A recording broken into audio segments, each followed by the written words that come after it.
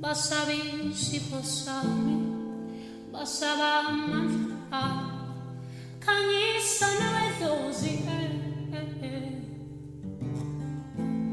ishisile impepho, khanyisile amakhandlela, basabe isifo sami, basaba amandla, khanyisa nawedlozi, Sanibonani balandele emakhaya uMakhosi umdlalo osele nikhuluma naye kanti ke bakithi ngokusebenza ngilaphaya ePietermaritzburg eMaqonqo.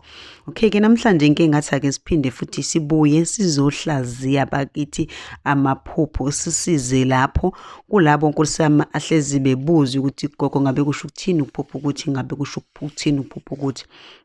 Kodwa ke namhlanje sizoke sihlale nje ephusheni elilodwa ke sizame ukuthi sithi ukunaba ngalo ngoba kuyabonakala futhi ukuthi nakulona baningi ukuthola ukuthi bayabuza ukuthi ngabe kusho ukuthini ukuthi enene uphupha undiza.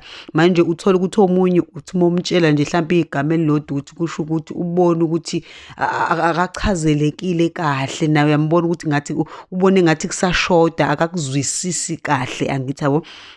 Ingakho ngithi namhlanje ake sibuye ke sizama ukuzolichaza nje sizama ukulinaba nje kancane leli phupho lokuthola ukuthi usuziphupha undiza. Okay, ukuphupha ke undiza kusho izinto ezahlukene bakithi akusho into eyodwa. Kuyenzeka uthola ukuthi uzoziphupha undiza kanti kukhomba ukuthi wena ungumuntu kamoya. Kanti ke kukhomba ukuthi kukhona labantu wena ohamba nabo kodwa futhi akuhlezi kusho ukuthi mangabe uthola ukuthi wena uziphupha undiza okusho ukuthi wena usungumuntu kamoya. Okay, kodwa bese ngagxila nje kuloko kokuqala nje mangisho ngithi kwisikhathi esiningi kuyakhomba ukuthi ungumuntu kamoya ngoba vele isikhathi esiningi abantu abaziphupha bendiza ukuthola ukuthi vele abantu vele abasuke benezithunywa noma abantu kwesinye isikhathi kuba nomuntu onedlozi naye uyakwazi ukuthi naye kwesinye isikhathi azithole ephupha ebese endiza angithi yabo. Kodwa kusuke kukhomba ukukhula entweni yakho ngaleso sikhathi ngokukamoya angithi yabona. Kanti futhi kwesinye isikhathi kuyenzeka uzithola ukuthi enene uzoziphupha undiza kodwa uthola ukuthi unayo imoya kodwa awuzazi ukuthi noma ubungakaqondi ukuthi ungumuntu enene kamoya. Manje mangabe usuphupha wena undiza ingalesi sikhathi abantu wena bakwembethe izithunywa zakho noma idlozi lakho elizama ukukutshengisa ngakho ukuthi cha sikhona kuwena. Ngicabanga ukuthi kuyezwakala uma ngabe ngibeka ngaleyo ndlela. Kanti ke futhi isikhathi esiningi ngifuna sazi futhi sikhumbule ukuthi uma ngabe uziphupha undiza imoya yakho isuke ikutshengisa ukuthi khona futhi ikubhekile. Kuyenzeka uziphupha undiza kodwa manje besebuza omunye athi mina gogo njengoba ngiziphuphe ngidiza ke yini esekufunakala ngiyenze angithi yabona. Ukuziphupha wakho undiza akuzohlezi kuqonda ukuthi sekusuke kukhona abantu bakho abasuke befuna ukuthi wena ubenzele kona angithi yabona. Njengoba ungizwa ngisho nje kwesinye isikhathi basuke befuna wazi ukuthi bakhona empilweni yakho futhi bakubhekile kodwa akungeve ukuthi khona into abasuke sebeyifuna kuwena ngaleso sikhathi ukuthi enene uyenze kodwa ufuna wazi ukuthi isikhathi esiningi uma ngabe uziphupha undiza usukuphiwa amandla ukuthi wena ukwazi ukunqoba kuzona zonke izinkinga osukubhekene nazo.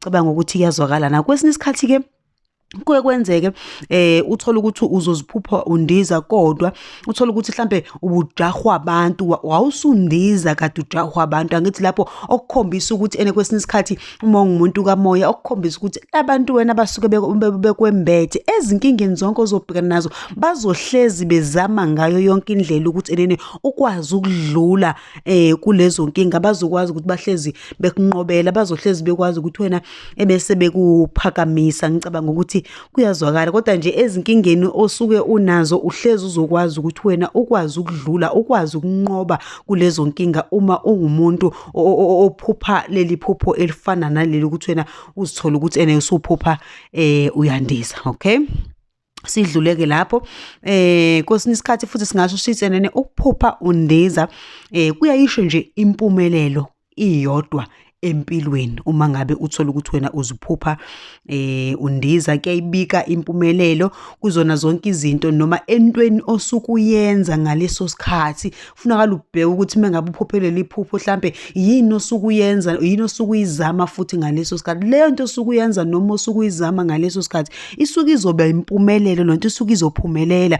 Ingakho uzithola usuthonga lelo phupho, angithi yabona. Kwesinye isikhathi ukuthola ukuthi enene umuntu uyasebenza abokuphupha leli phupho nje bese thola ipromotion emsebenzini yabo. Ezinye zezinto ofunakala uzibheke. Ingakho ngithi mina leli phupho liyahlukana, alihlezi lizokhuluma ngokukamoya kuphela, ukuthi ngendlela yokuthi sithi abantu bamoya kuphela, angithi yabo. Vele ekugcineni wonke umuntu unabantu bakuba hamba nabo, kodwa lizokuvezela izinto eziningi ngenhloso ehlukene kwesinye isikhathi. Kodwa nje uma ngabe kuyenzeka uthole ukuthi uyasebenza bese ukuphupha leli phupho maqedwe bese uthola ipromotion emsebenzini, okusho ukuthi leli phupho kahle kahle nabantu abakwembethe kwesinye isikhathi basuke usuke uzophakanyiswa, okusho kahle, okusho ukuthi liyayisho impumelelo, kuyakusho ukuphakanyiswa. Kwesinye isikhathi uthola ukuthi mhlambe uzophupha kanje kanti khona ukuhlonishwa osuke kuzokwenzeka kuwena ngaleso sikhathi, khona ukuhlonishwa, khona ukuphakanyiswa okusuke kuzokwenzeka kuwena. Ngicabanga ukuthi mhlambe mangabe ngibeka ngaleyo ndlela iyazwakala. Kodwa nje kwesinye isikhathi ukutholeke omunye uthola ukuthi uyafunda isikole, uthola ukuthi athi mina ngilonge ngiphupha leli phupho mhlambe ngumntwana mhlambe osafunda esikoleni. Nalapho futhi mengabe uzoziphupha undiza kanti usafunda, kuyayibika impumelelo njengoba ngichaza kuleyo nto osuke uyenza ngaleso sikhathi. Mhlambe ezifundeni zakho kusuke kuzohamba kahle, angithi yabona. Nalo leli phupho singalifaka ngaphansi kwamaphupho akho asuke khomba impumelelo, ngoba singasho sithi leli iphupho elihle kakhulu ngoba alizi nokubi, liza nokuphakanyiswa, lizwa nokuhlonishwa, usuke uvikelwa, angithi yabona. Ukhonjiswa amandla futhi osuke unawo uma ngabe wena uziphupha undiza. Nanoma uwumuntu kamoya futhi lihle kakhulu futhi leli phupho uma ngabe uliphupha, ngoba lisho ukuphakanyiswa nokukhombisa nje ukukhoseleka abantu bakho ukuthi bakuvikele kangakanani, nokuthi bakubheke kangakanani uma ngabe bekwazi ukuthi noma ngabe ujahwa abantu wena, noma ngabe uyabala, ngoba kwesinye isikhathi ukuzithola ukuthi uyabaleka mhlawumbe uthukile sebusuku ephushe, ngoba amaphupho phela esiwaphuphayo awafani, kodwa bese uvisana undiza. Angithi yabona ukuthi likhomba ukuthi ngaleso sikhathi ubuse ebumnyameni usuke ukubona ngaleso sikhathi, bona bazokwazi ukuthi bese bekuphakamisa bakudlulise kulobu bunyama osuke ukubona. Ngithi yabona, athi omunye gogo ngiphuphe ngijahwa izinja zifuna ukungiluma, kodwa ngithe sengizoweleweni ngavisane ngandiza. Angithi niyayibona lento engisho ukuthi lokho kundiza ngalesikhathi vele impilo yakhe isisengcupheni, izinja nazi yena ubese seweni, kodwa ukwazile ukuthi wavele wandiza. Angithi yabona, okukhomba ukuthi manje kuzona zonke inkinga abanazo ukuthi noma ngabe sekusele kancane ukuthi impilo yakhe ibe sengcupheni, kodwa bese iyadlula, okukhomba ukuthi lapho lelo phupho likhonje ukuthi ukusho ukuthi wena ungumuntu ozohlezi kwesinye isikhathi ekwazi ukuthi anqotshelwe zonke izimpi asuke ezobhekana nazo, noma izimpi asuke ebhekene nazo ngaleso sikhathi. Kodwa nje iphupho lokuphupha undiza bakithi lihle kakhulu, kuyaphinde futhi liyayikhomba futhi ukuthi usuke ungumuntu kwesinye isikhathi kamoya. Kodwa mangabe sikhuluma ngokukamoya akuhlezi ukuthi sekukhona into sekufunakala uyenze ngoba nakho uphuphe lokho, bese isikhathi bakuvezela leyo nto ngoba nangu basuke befuna wazi ukuthi bakhona kanti futhi bakubhekile. Ngicabanga ukuthi namhlanje ngikwazile ukuthi kube khona bachazela mhlambe bazwisise bakithi. Ngizothanda ukuthi bese ngima lapho izophinda futhi ibonane ngokuzayo. Thokozani.